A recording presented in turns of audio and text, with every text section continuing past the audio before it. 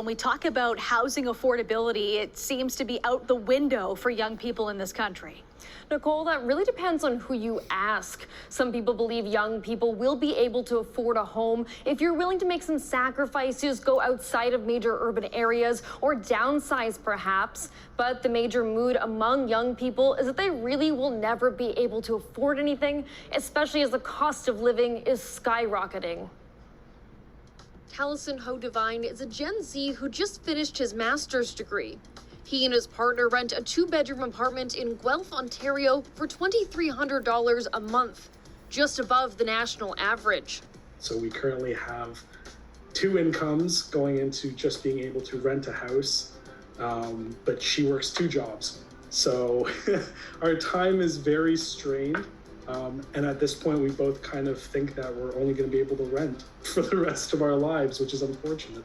They want to buy a home eventually, but aren't sure that's possible. Especially with how things have been recently in terms of inflation rates. I mean, we can look at how expensive the grocery stores have gotten. Like, if we're having to pay so many different bills with inflating rates, there's no way we're going to be able to afford a mortgage or... And he's not alone in that dream.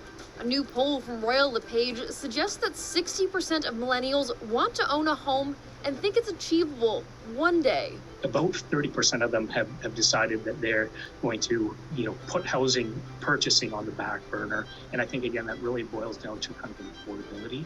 Mike Heddle from Royal LePage says the days of bidding wars and buying sight unseen that we saw earlier this year are behind us.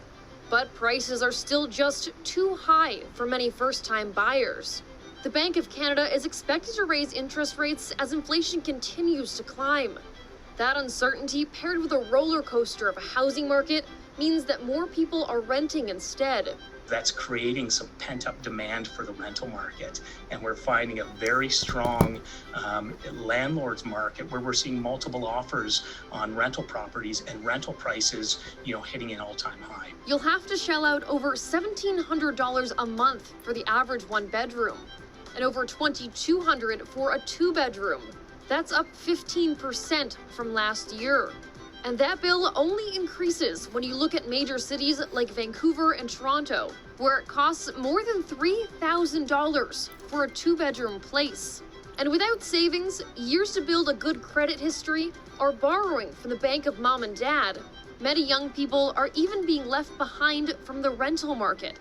So they're living at home for longer or further from career opportunities. That does have an impact on our society, and also, whether people would apply for that job opportunity or that career, or take on that career path, knowing that they may or may not be able to live near that place of work. Paul Kershaw, professor at the University of British Columbia, studies inequities between generations. It has meant that home prices have been going up and up and up relentlessly, and earnings for younger demographics are actually down thousands of dollars once you adjust for inflation.